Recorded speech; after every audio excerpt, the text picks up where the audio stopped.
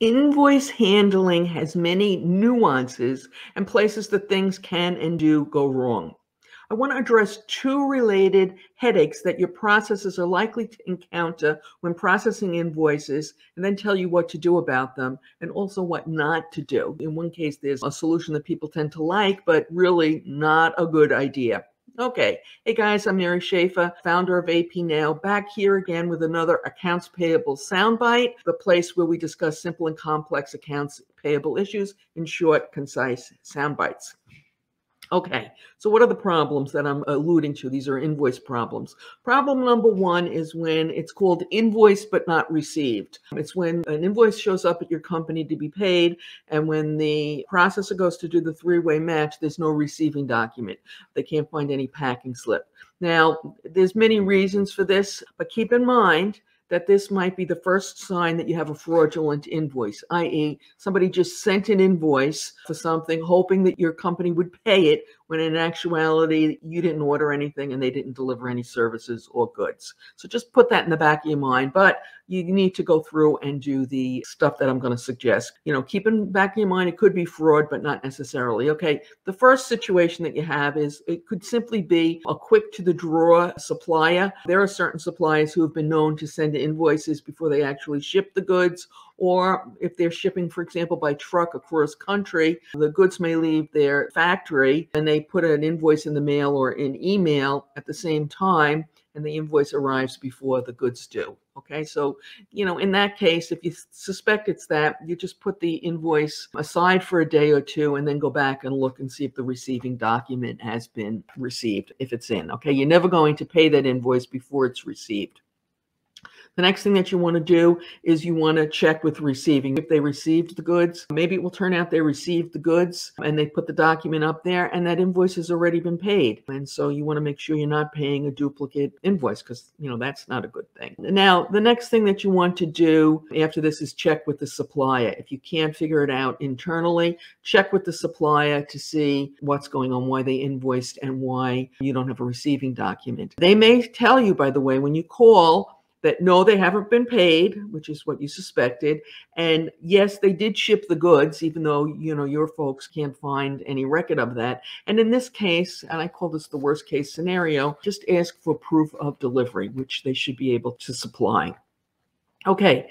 Problem number two is kind of the reverse of this. Most organizations will, at the end of the month or the end of the quarter, pull what they call a received but not invoiced list. And this will be a list of receiving documents that are showing outstanding that have not been extinguished in your accounting system, and there's no corresponding invoice to go with it. You periodically should be pulling this report and reviewing it for several reasons. Number one, you do want to find missing invoices. Maybe it got lost in the mail if they were sending it through the mail or in your own system somehow. So you need to find it, especially if you don't want vendors who are going to be really angry with you and you want to continue to stay on their good side. You also want to have accurate financial records, and you don't want to enable fraud, which is what you'll be doing, by the way, if you leave receiving documents out unextinguished for time, because then somebody who is not so honorable on your staff may be looking around to perpetrate a fraud, and that will help them because then now they have something to match against.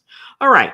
Before you start doing the happy dance because you think you don't have to pay for those goods, I'd like to invite you to hit the subscribe button. It's free, completely private, and you can unsubscribe at any time that you want. If you happen to be watching this on YouTube, by the way, you can hit the bell on your screen to be notified when we post new content, which we do twice a week. Tuesdays and Thursdays for accounts payable stuff, and on Saturdays we're now posting Wordle content. Best of all, on YouTube you can subscribe with a Gmail account. You don't have to have a YouTube account. All right, so now back to the situation where you've got the receiving document and no invoice. So you need to first of all figure out, did somebody simply forget to extinguish the receiving document? This happens, by the way, periodically if you have a number of payments being made outside AP.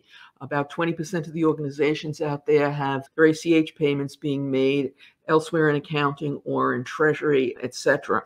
And sometimes those folks will not extinguish the receiving documents and the outstanding purchase orders right away, but they might wait till the end of the week, the end of the month, or even worse, when they have time and then they never have time. So you want to make sure that that didn't happen.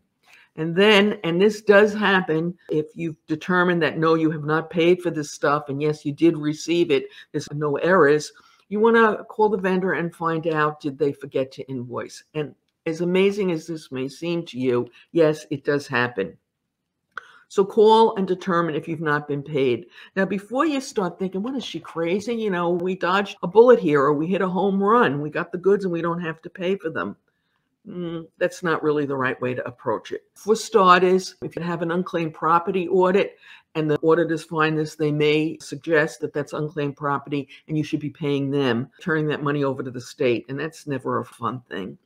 And as annoying as this may be, it's the right thing to do. Okay, so you want to go ahead and contact the vendor and get this paid, because at some point they probably are going to find that you didn't pay them. It might be 6 months, a year, etc. So better, to find it, and also keep good vendor relations. All right. Lousy invoice practices create all sorts of problems in the accounts payable department. We've identified 10 of them, by the way, and hopefully you're not using any of them. But just in case you are, we've got this short video on it, and there's a link to that broadcast discussing them in the show notes. And on YouTube, a link will appear momentarily. As always, I greatly appreciate your thumbs up, your comments, your shares.